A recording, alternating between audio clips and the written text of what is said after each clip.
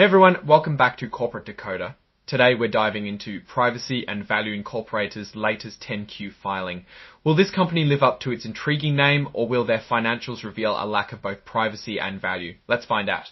This report gives us a peek into the company's financial health, showing how they've performed over the last few months. We will explore their financial statements, what the company says about their activities, and some potential risks. Before we get started, if you appreciate getting straight insights from corporate documents, make sure you're subscribed. We also have a Discord community linked in the description below, where you can geek out on all things corporate finance with other finance enthusiasts. So what exactly is Privacy and Value Inc.? Well, this filing is a quarterly report. Think of it as a checkup. A company is required to publish during the year to update investors.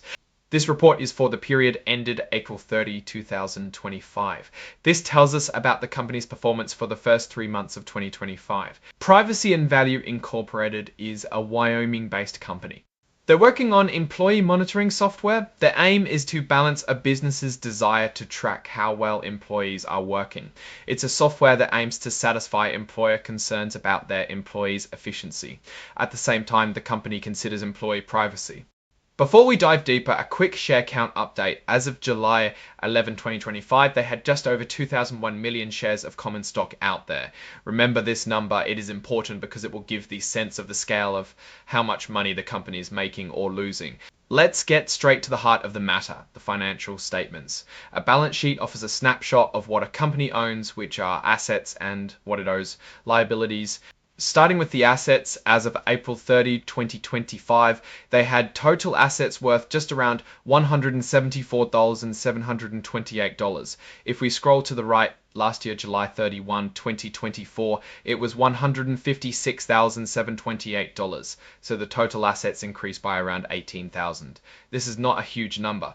Now let's flip to the liability side. Their total liabilities, basically what they owe to others, amounted to approximately 4,413 affords as of April 30, 2025. If we scroll to the right, last year, July 31, 2024, it was 420 to the 14,001 minus $7 more than last year. Finally, the total stockholders' equity is negative $259,685. Last year, it was also negative at negative $259. What does this even mean? Total stockholder equity is the difference between assets and liabilities. If you have a negative stockholder equity, is the company's liabilities are way greater than its assets. The balance sheet also shows that additional paid-in capital, which is the money investors paid for the stock above its stated value, remained consistent. It remained just over $22,000. Next up, the statement of comprehensive loss. It tells how well the company performed over a period. We are basically looking at where the money comes in and the money goes out. Sadly, there is no money coming in. Let's go straight to the net loss. For the 3 months ended April 30, 2025, they lost $806.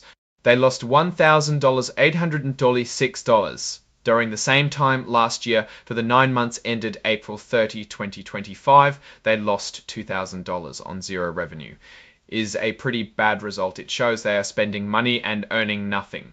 To put it in perspective for shareholders, the net loss per share is $0 is not good, but you can't fairly assign a loss to each share because they haven't made any money.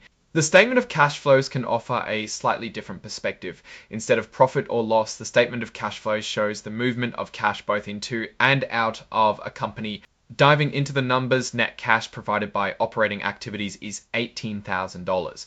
If we scroll to the right, we'll see that last year it was $18,004.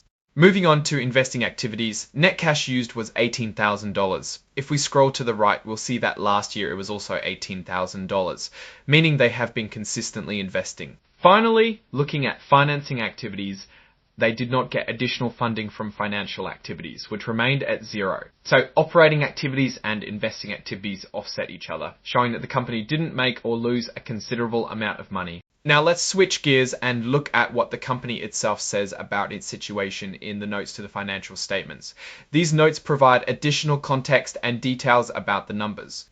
First, the company is still in the development stage, focusing on their employee monitoring software. Here's a critical point. The financial statements include a going concern note. This means there's substantial doubt the company can continue operating for the next year without additional funding or income. It raises a big red flag about their long-term survival. As of April 30, 2025, they had an accumulated deficit of over $300,000. This means it has lost more money than it has made since the company has been formed. Management plans to cover operating costs for the next year with existing cash and proceeds from its public offering. However, there are no guarantees they'll get the funding needed. The company recognizes revenue when there is evidence of an arrangement, delivery has occurred, the selling price is fixed, and a collection is reasonably assured. This is standard accounting practice, but important for understanding when they can officially record income. Let's see what management says about those numbers. Their net loss for the first 9 months of 2025 was $2,036.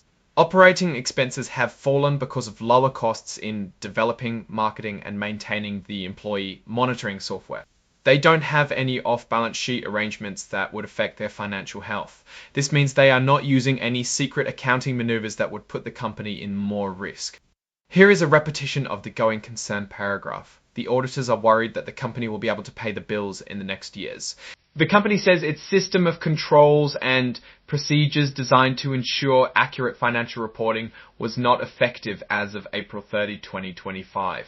Its internal financial reporting is not effective either. This means there are issues internally. This is a double red flag. So what's the story here? Privacy and Value Inc. is burning through cash while it attempts to complete a monitoring software. On the plus side, their expenses are really low, and the company is not losing a lot of additional money. On the other hand, the company is not making any money whatsoever. Risks? Well, their ability to continue as a business is seriously questionable. If they can't secure funding or start generating revenue, it's hard to see a future. All said, Privacy and Value Inc. is a highly speculative bet. High risk with very little prospect of high reward, at least for now, and based on just these public numbers. Maybe the idea is good. If they can turn it into reality, would be a matter of betting on the dreams of management. Alright, that's our breakdown of Privacy and Value Inc.'s latest filing. What's your take on these numbers and what they signal for the company's future? Drop your thoughts in the comments. If this analysis was valuable, hitting that like button really helps, and subscribe for more deep dives. Don't forget to check out the Discord in the description where you can find other business enthusiasts. Thanks for watching. See you next time.